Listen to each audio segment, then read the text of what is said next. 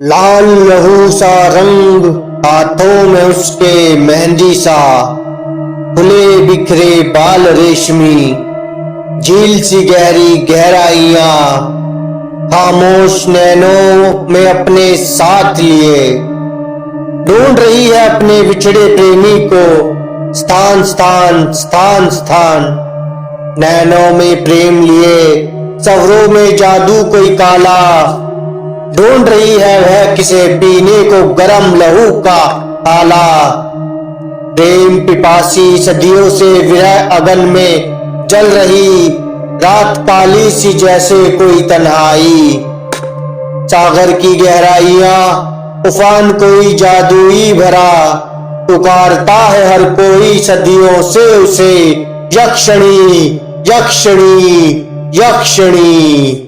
आज आसमान में चांद अपने शबाब पर था और उसके चांदनी के पास का वो गुलाब बगीचा अपने उन सुंदर लाल गुलाबों की चमक में सुगंध से चमचमाते हुए अपनी महक को हर दिशा में फैलाया जा रहा था। कुमार अपनी छत पर खड़ा चांद रात में पास के गुलाब बगीचे के सुंदर खिले गुलाबों को अच्छे से निहार पा रहा था और उनकी सुगंध को महसूस करते हुए अत्यधिक प्रसन्न दिख रहा था। तभी उसको एक अत्यधिक सुंदर स्त्री पास के गुलाब बगीचे के भीतर प्रवेश करते हुए दिखाई दी, जो एक अत्यंत ही महीन धोती नुमा वस्त्र किसी प्रकार से अपने बदमस्त सुडौल जिस्म पर लपेटे हुए थी। कुमार तो उसको देखकर कहीं खो सा गया, परंतु शीघ्र ही खुद को संभालते हुए वह देखता है कि वह सुंदर स्त्री गुलाब बगीचे के मध्य बने गोल गुंबद में प्रवेश कर उसकी आंखों से ओझल हो जाती है।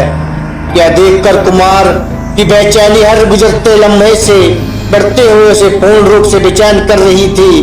कुछ समय तक वह उसी प्रकार से बेचैन होते हुए अंततः वह निर्णय करता है कि वह स्वयं इस चांद रात में पास के उस गुलाब बगीचे के भीतर प्रवेश कर सुंदर स्त्री से भेंट करेगा और उसके राज को जानने का प्रयास करेगा, कि जिससे उसको उसके प्रकार से रात को यूं गुलाब बगीचे के भीतर प्रवेश करने का कारण ज्ञात हो पाए।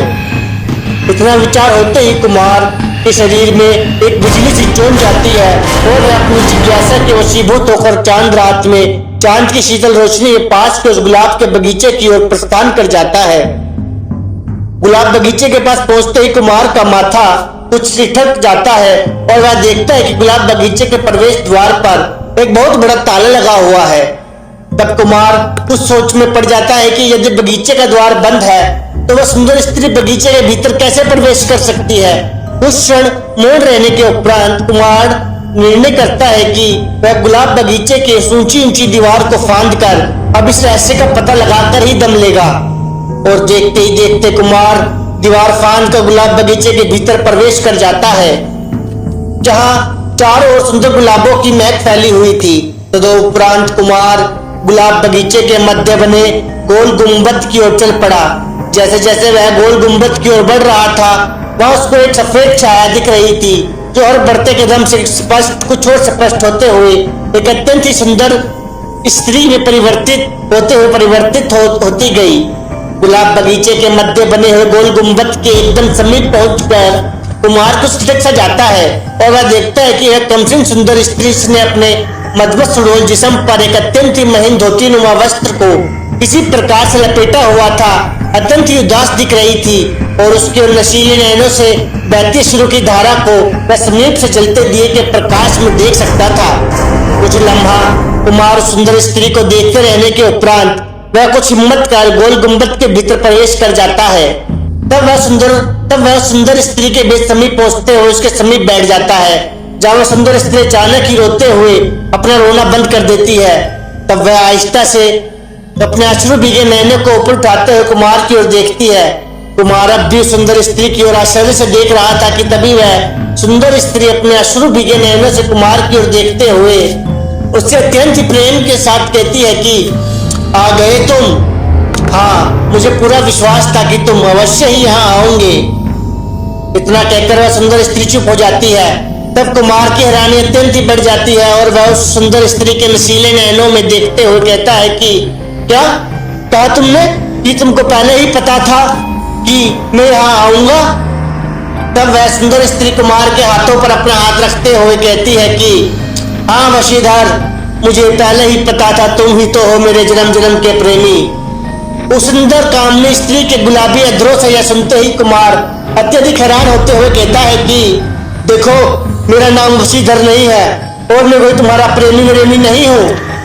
मैं तो तुमको जानता भी नहीं हूँ और तुम कहती हो कि मैं तुम्हारा जन्म जन्म का प्रेमी हूँ। वह सुंदर स्त्री पुनः से अपने प्रेम वचनों को दोहराते हुए कहती है कि देखो वशीधर, इसमें तुम्हारा कोई भी दोष नहीं है।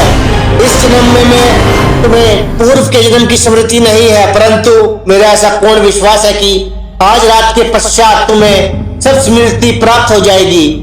इतना कहकर वह सुंदर स्त्री पुनः से चुप हो जाती है। तब कुमार सुंदर स्त्री से कहता है कि देखो सुंदरी, सत्य बताओ कि तुम इस चांद रात में गुलाब बगीचे के भीतर इस तन्हा गुंबद में चिराग तले तन्हा बैठी हुई अपने अनमोल मोती स्वरूप शिरों को क्यों बहा रही हो? यकीन मानो, तुम मुझ पर पूर्ण विश्वास कर सकती हो। इतना कहते हुए कुमार उस कामनी, मेरा मतलब सुंदर स्त्री के कुछ और समीप होते हुए उसके लचीले नैनों में प्रेम पूर्वक देखते हुए उसको खुद पर विश्वास करने के लिए विश्वास दिलाते हुए इस पर वह सुंदर स्त्री कुमार का हाथ अपने नरम गुलाबी हाथों में थाम कर अपने सुंदर मुख के समीप ले जाते हुए उसे अपने गुलाबी लबों से चूम लेती है और अत्यंत प्रेम पूर्वक कहती है कि देखो वशीधर, मेरी नशीली नैनों में देखो और अपने धड़कते हृदय पर हाथ रखते हुए सच सच बताओ कि क्या तुम मेरे पूर्व जन्म के प्रेमी नहीं हो? इस बार कुमार पर सुंदर स्त्री का वचनों का एक रूहानी असर दिखाई देता है। तब कुमार उसके प्रभाव से उस सुंदर स्त्री की बात से प्रभावित होते हुए हाँ हाँ सुंदरी, मैं ही तुम्हारा जन्म जन्म का प्रेमी वशीधर। कुमार के इतना कहते ही वह मदमस्त यौवन से पूर्ण अत्यंत सुंदर स्त्री, जिसने अपने सुंदर यौवन पर एक महीन श्वेत धोतीनुमा वस्त्र को किसी प्रकार से लपेटा हुआ था, कुमार को अपने उभरे हुए गुलाबी वक्षों से यानी छाती से लगाकर उसके लबों पर अपने अंगार स्वरूप नर्म गुलाबी लबों को रखकर एक अत्यंत अलौकिकता से पूर्ण दिव्य चुंबन कर चूमने लगती है।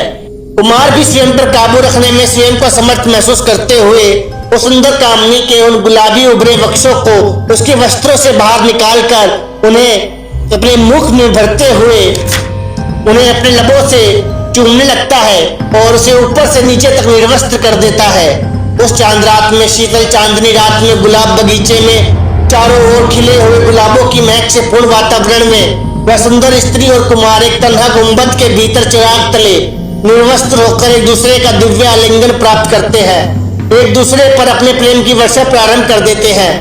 उस समय उन्हें देखकर ऐसा प्रतीत हो रहा था कि मानो स्वर्ग लोक की कोई अप्सरा किसी देवता के साथ अपनी आत्मा के एहसासों के पूर्ण रूहानियत को धरती पर फैलाए हुए है। कुछ लम्हों के उपरांत उनका वह प्रेम मिलन अपने चरम पर पहुंचते हुए सार्थकता को प्राप्त हो जाता है। उस प्रेम मिलन के उपरांत कुमार जैसे उस सुंदर स्त्री से हटकर अलग होता है कि तभी एक तीव्र पवन के झोंके से गुंबद का चिराग बुझ जाता है और कुमार की एक जोरदार चीख से संपूर्ण गुलाब बगीचा गूंज उठता है। अकस्मात ही कुमार किसी बावरे प्रेमी के समान चारों ओर दौड़ते हुए सुंदरी सुंदरी कहाँ हो तुम? कृपा के वास्ते में सामने आओ सुंदरी सुंदरी। कुमार को अब भी यकीन नहीं आ रहा था कि कुछ लम्हे पूर्व वह जिस सुंदरी के साथ रूहानी भरे एहसास को महसूस कर रहा था वह देखते देखते पवन के झोंके के साथ कहाँ दृश्य हो गई। कुमार अब भी उस गुलाब बगीचे के बावरे प्रेमी की भांति अपने आंसुओं से भीगे सब्रों के साथ अशक भागते हुए सुंदर स्त्री को पुकारते हुए सुंदरी सुंदरी कहो तुम? हे मेरे रब, मुझे मेरी सुंदरी से मिला दो। तभी गुंबद का बुझा चिराग पुनः जल उठता है और कुमार जैसे ही उस चिराग के समीप पहुंचता है तो वहां एक सुंदर स्त्री के निशान स्वरूप एक रहस्यमय शब्द लहू समान लाल रंग से सवते ही लिखा हुआ था, यक्षिणी। उस किस्से को आज लगभग 30 वर्ष बीत चुके हैं, परंतु कुमार उसके बाद उस सुंदर स्त्री यक्षिणी से फिर कभी ना मिल सका, फिर कभी ना मिल सका, फिर कभी ना मिल सका। आज भी मुझे उसकी याद